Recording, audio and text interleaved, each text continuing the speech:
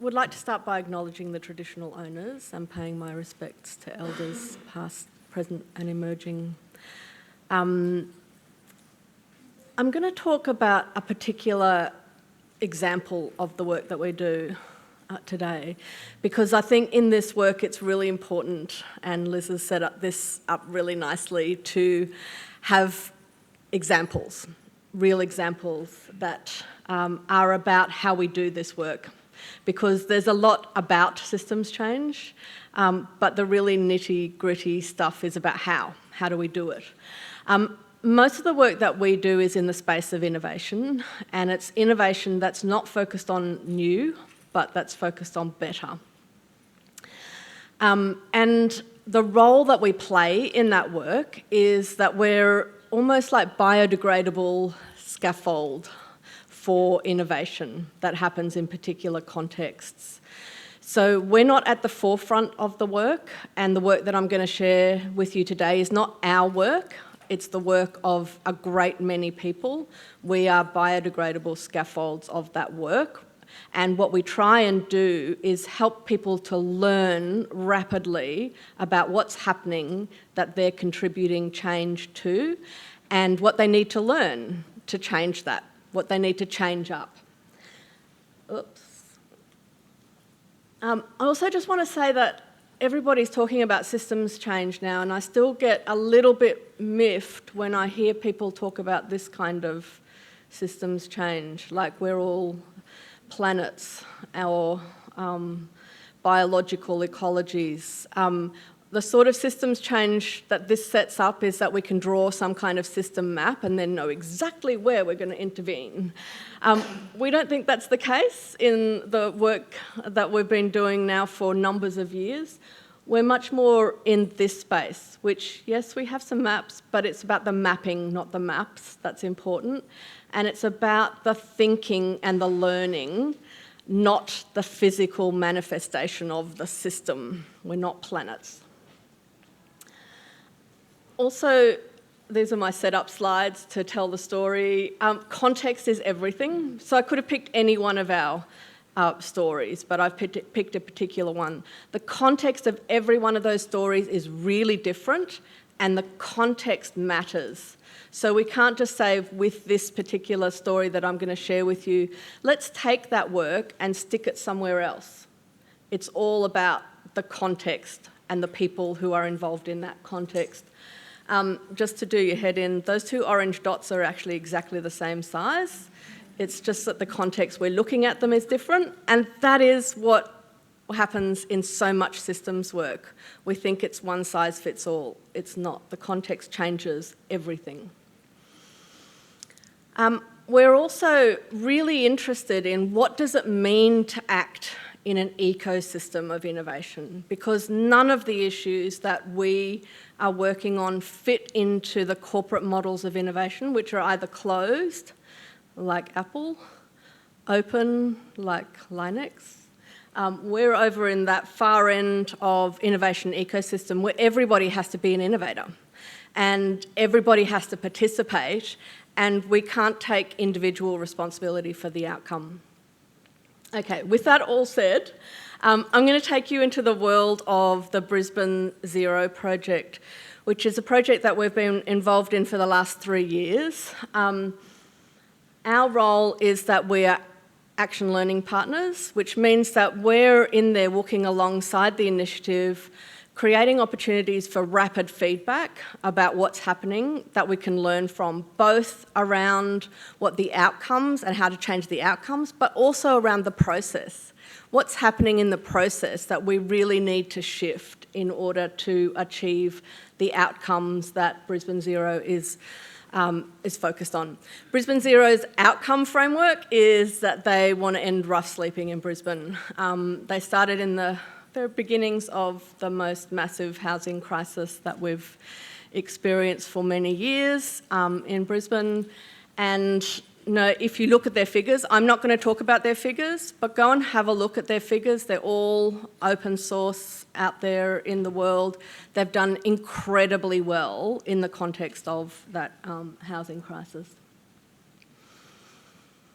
This sets the scene for the sort of work that Xero has done in Brisbane and what it means to really focus collaboratively on action. So every one of those dots, this is about a woman, a single middle-aged woman escaping domestic and family violence. Every one of those dots is an intervention point. The most stunning point about this is how many times this woman has been discharged from hospital into homelessness, which is a whole new story, and we're going to start a new program around that very, very soon. But all of those service interventions that are along the way, any one of those could have shifted the outcomes but didn't. So Liz's first quote, I think, is absolutely spot on, because every one of those services is funded by both government and philanthropy. What we need to do is shift the process so that all of those services come together and act like an ecosystem. But that's really, really, really hard. And so when we first went out in our first feedback session, we talked to a lot of the providers, all of those providers that were on that previous slide. You know, it's so exciting, we're all going to come together and collaborate and create this great ecosystem. This was the response. Ingrid, this is a war zone. We are fighting for funding and we're fighting for ideology. We're not going to collaborate. So part of the task was to break down what is the space of competition. Competition is real. We've lived with competitive funding in this space for donkey's years. But there is a space in between collaboration and competition where we can do things differently, where we can actually multiply the efforts. There's a lot of training out there about how to collaborate. All of the people on this have been to endless trainings about how to collaborate. It didn't change any of this. What changed this was to really understand what it takes to collaborate and what every organisation needs to change in order to get into that mode. And some of it is really hard. So this is the map of when I first got there as well. There was 70 partners listed on the website. They were all collaborators in the Xero initiative. So one of the things that we did was to go through and say, okay, well, who of those partners is doing what? Let's really analyse the participation. And what we came up with, and I will take this out of the video because it's not about shaming these organisations, but it's about articulating what the hard bit is. There was really only about 4 or 5 who were actively involved in the collaboration. The rest of it was something that happens all the time, which is collaboration theatre. So in the 2 years of working, and you know, the crew on Brisbane Xero is absolutely amazing. It's philanthropically funded, not a cent of government funding. The philanthropists who are absolutely amazing in really focusing in on the small loops of learning, not the giant pieces, let's put that out in large scale onto social media, but what does it take to move from 4 or 5 real collaborators to much stronger overall collaborative fabric. The first thing that it took was to really understand what we mean by collaboration and how much the mental model of collaboration, especially in the Australian context, has been influenced by collective impact. That's fine, but not at scale. And I'll come back to that statement. What we need at scale is much more of this second theory of action, which is how do we build an ecosystem? Why do I say that? In the collective impact model, we head to a goal, a target, a goal, that is usually based on population level data. Now, if we took that into the business context, I would be judging the local businesses that I give my business to on how well Brisbane is doing. It doesn't make any sense at scale. No one organisation is ever going to change population level data.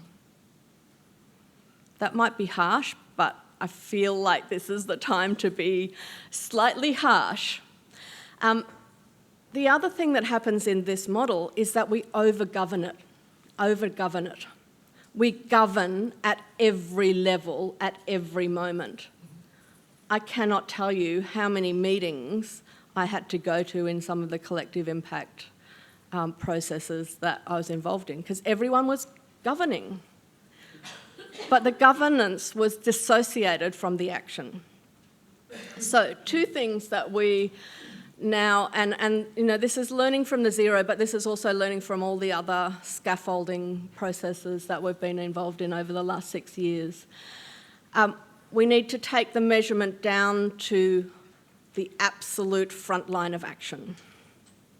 We need to know what's happening at the action level, and we need to take the governance either up into the overall system or right down to the front line. What we need is not governance, it's leadership. And that's not the same thing.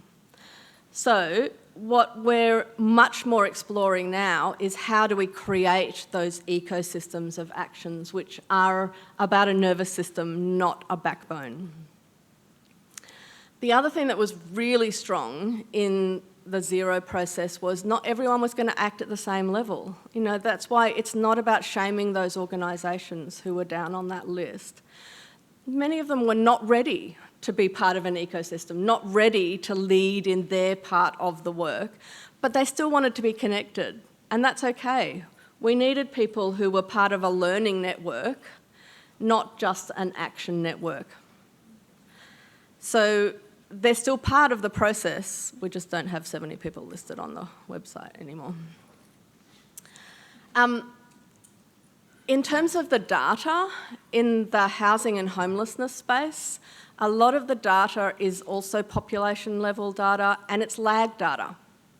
So once a year, the Department of Housing puts out how many people were rough sleeping this year.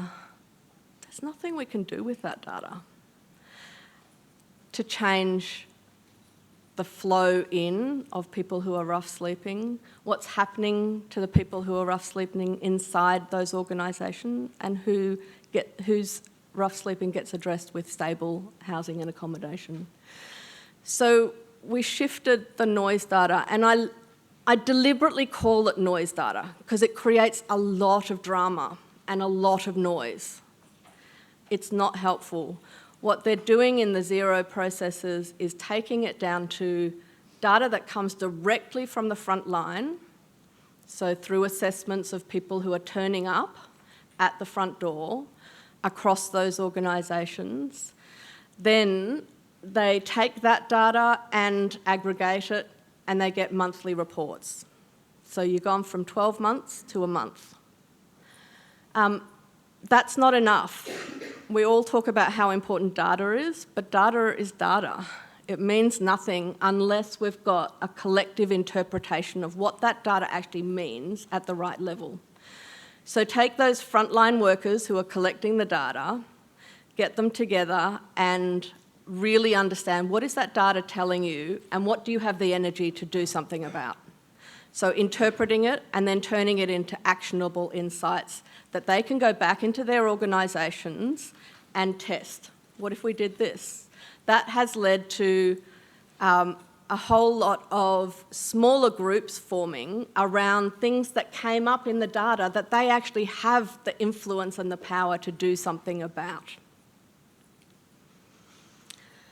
So where we've got to with the collaboration in Zero is that what we need to do is, yes, have open and shared data, but we need to know what to do with the data. That can help us to build a collective momentum that we actually feel like we're doing something. And in some of the data that you'll see on the Xero website, if you go there, it's quite astounding what those small groups of people who collectively analyse the data and then turn it into actionable insights that they take away and act on have done. The supports and the infrastructure. So Liz was saying, that they fund the in-between bits. I don't know if anyone reads the Scientific American, but there's a really, and I apologise for my medicalisation, but I'm fascinated by the latest organ that we found in the body, which is called the interstitium.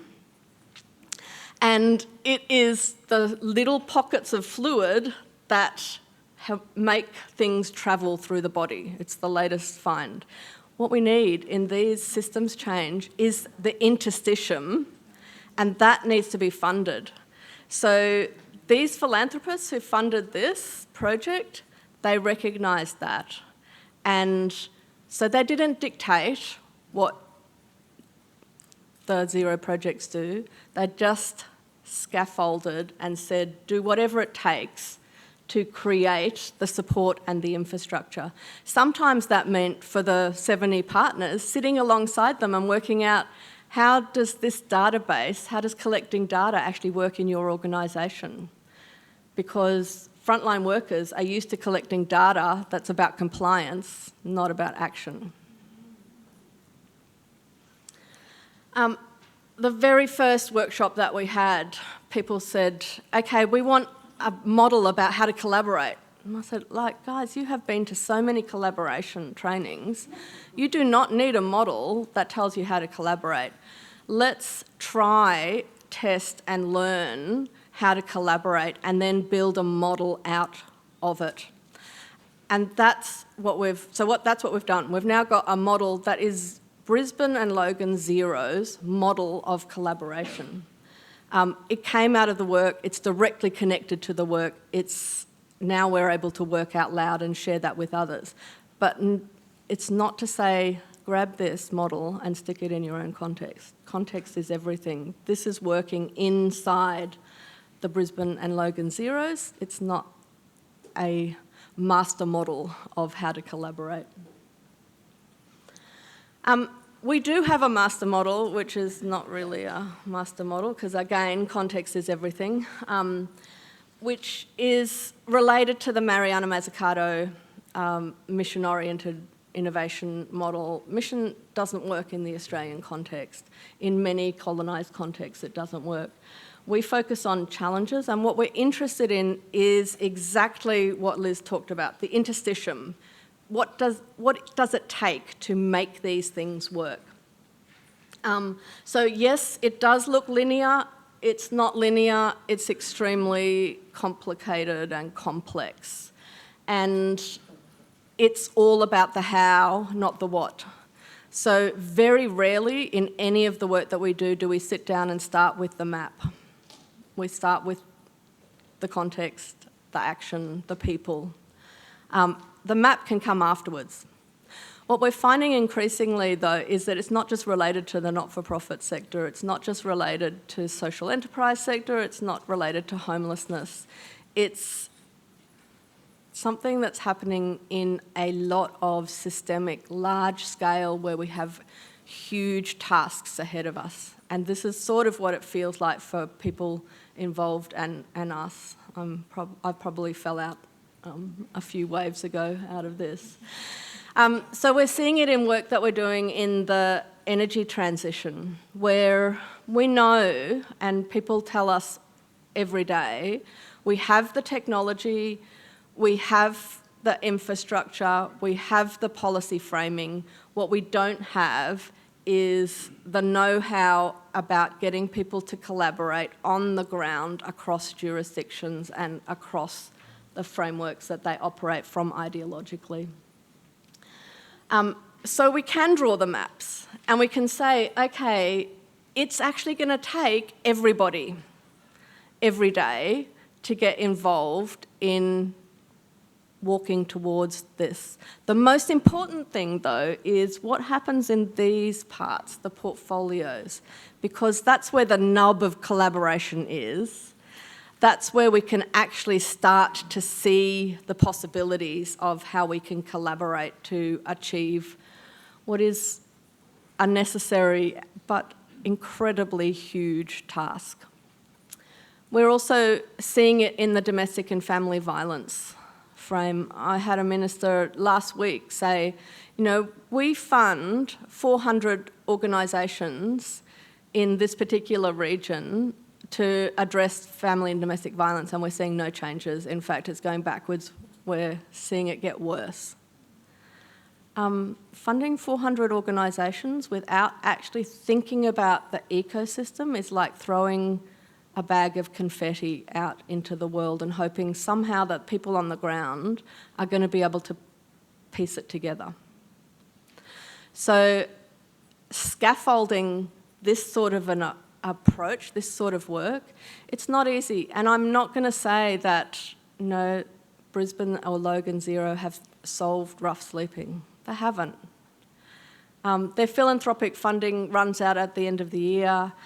They are in the process of biodegrading that. But my real concern is, can you biodegrade an interstitium?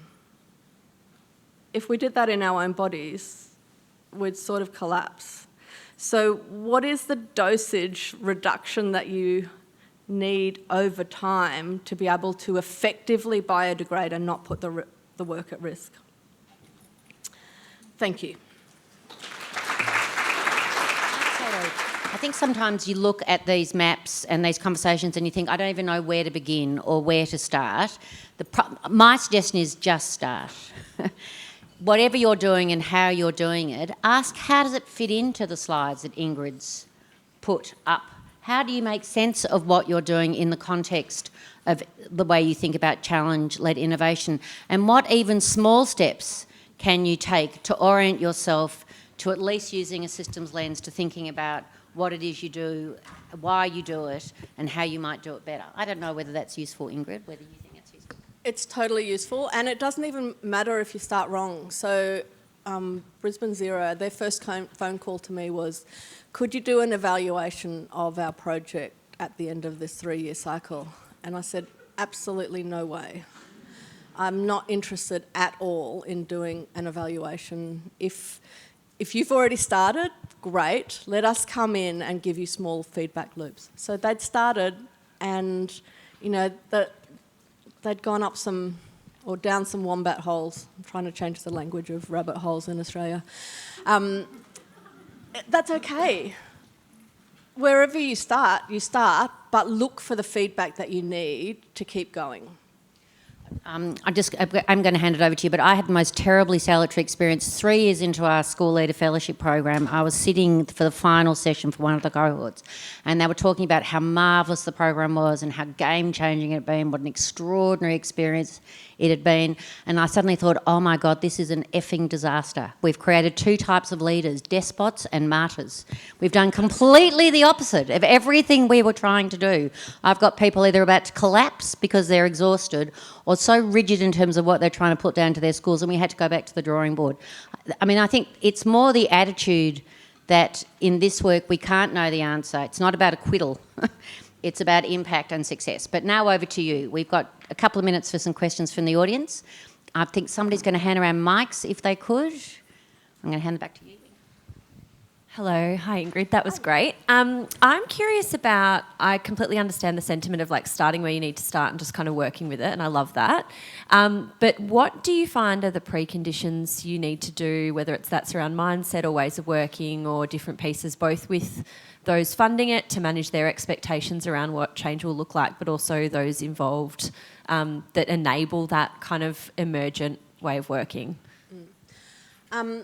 I think the most important condition, because I think we can get trapped in we need all the conditions to be right before we can start, is an openness to start differently. And this came out of work that we were involved in South Auckland as well, that the thing that is the change agent is a boss and a funder who will allow you to start without a Gantt chart and without a rigid project plan.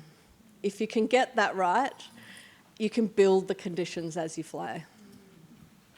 I don't think any of that can start unless you have a conversation at your board about what their appetite is for what you're talking about. So I think there's some things I think so often people working in these spaces want to do that, but don't have those conversations with their board and don't get their imprimatur. And if you don't get the imprimatur, then things like Gantt charts and project plans become proxies for risk mitigation. And so to me, the governance conversation and serious strategy at the board level is just fundamental for not-for-profits, for philanthropy, and I just think there's often a massive gap around that skill and that propensity and the preparedness to have really serious conversations about what success looks like and how you're going to hold yourselves to account as for-purpose organisations working in these sorts of contested spaces.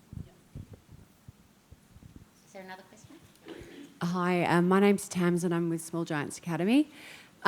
Great presentations, I really loved it. I just want to think about this point around governance and leadership and then those beautiful dots of organisations, some of which lent in and don't. And obviously within them, there are human beings, there are individuals. And I'm just wondering, what is it that you think is holding those individuals back who obviously are very aligned from stepping into those dialogue spaces? And is the definition of leadership or the capacities of leadership changing, or does it need to change? Yeah, great question. And I don't think there's a one-size-fits-all answer for that. I think it was really different for each one of those leaders. For some, it was just a space. For some, it was, a lack of funding to do that. For some, it was jealousy, because one organisation had been funded to run this, and, it wasn't their organisation. So one of the first things that, in terms of the feedback loops, was to change it from the organisation who got the funding to a collective brand. So Brisbane Zero is the collective brand that then the people fall in behind. It's been a developmental process to build up those leaders and find where they feel like they can contribute to. Some of them want to be really close to the on the ground, so they've become leaders in the data analysis and actionable insight space. Some of them are now holding leadership positions at the top level of Zero. The big test will be either what happens if there's more and larger money that flows in, because we're seeing that in every ecosystem approach currently in Australia. When the money flows, there is a lot of interstitial work to do to manage that. Or if the money stops, because the scaffolding that's currently held will fall away, and then we'll really see who's got the energy to stand up as a leader. What I have learnt, though, is it's not about organising so that everyone has a leadership voice. I don't in any project ever organise leaders who don't have a personal passion and energy to get involved. That you could spend your whole life trying to coalesce a democratic forum of leaders. Energy is what counts, action is what counts. Can I also say too, we don't have the resources necessary to build the sort of platforms that Ingrid's talking about. So we see ourselves like the Uber of philanthropy. Find the people that have got the ambition to change. The first thing what you do is find the system question. Move out of the silos and find the question the system wants to solve. And then find the people that have an interest in solving that, answering that question. And if you do the system question properly, so for the first 12 months in school leadership, I talked about school leadership and everybody just looked at me with glazed eyes.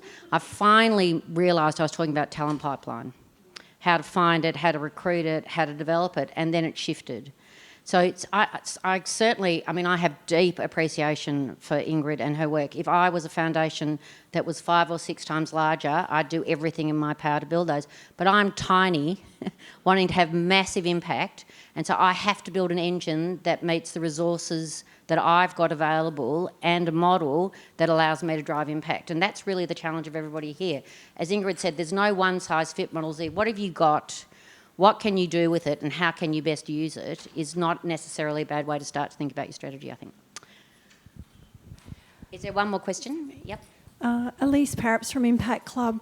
Thank you so much, both of you. Really rich conversation.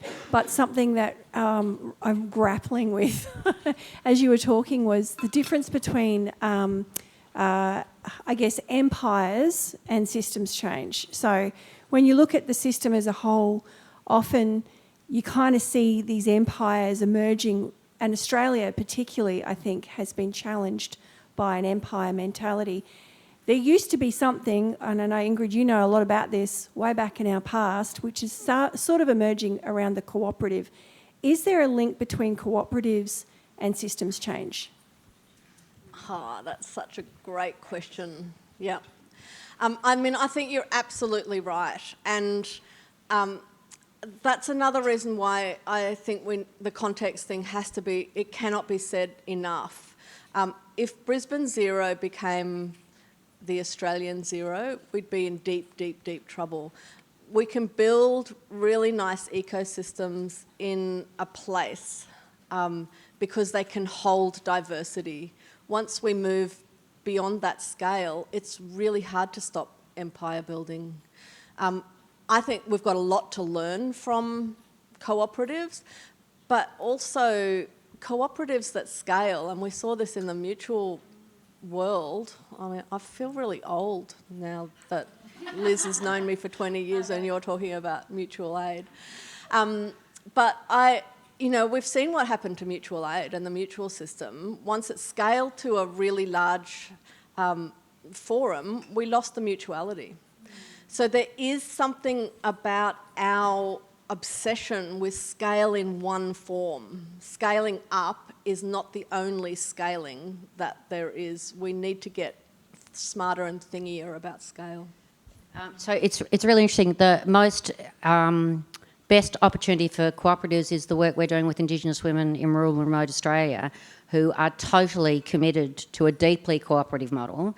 And the opportunity in that space is to deeply respect that ambition, but to think about it at scale in the region as a women's leadership movement for Indigenous women. Now, that might sound like a big leap from a small program that started to support entrepreneurship for Indigenous women who wanted to work on wealth creation, but the nature of our incubation, in that incubation process, we put Cindy Mitchell in to do a PhD to capture the narrative of those women, and the narrative that talked about how they saw enterprising over 65,000 years versus how we've imposed a system on them that's deeply unsuitable because of the cooperative nature of what they're seeking to build. And they're the ones that articulated that actually they want a movement that supports Indigenous women in new forms of coalescence, if that makes sense. So I think context is important. And I also think, though, that if you just sit in the system where you talk about mutual aid, that, it is hijacked because of competition and things like that, sometimes you've got to think out of the box about what an alternative way of thinking about what that means, if that makes sense. We're about to run a camp up in the Kimberley about the ecosystem for capital flows at the moment. I'm going to be 120 before I unlock those capital flows.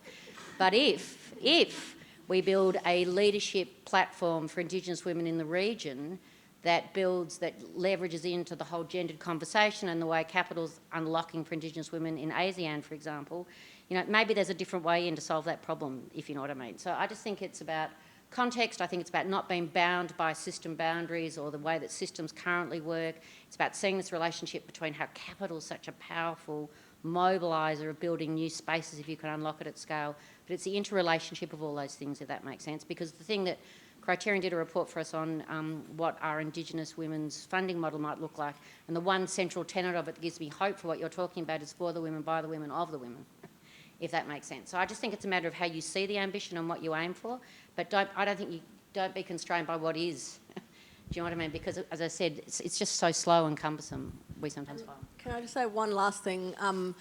It doesn't mean that we can't have centralised organisations either that hold us across large scales, but we need to be able to find what the spaces are about how the small contexts link into that.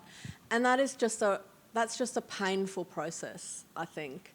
We've just done some work on intermediaries, and if you look at any intermediary at all, once you start to scale up to a certain point and you start to attract money into a sector, it changes the dynamics, and we need to learn how to deal with that change and the composting that has to happen in that change if we're going to hit really large goals like those that we've got ahead of us.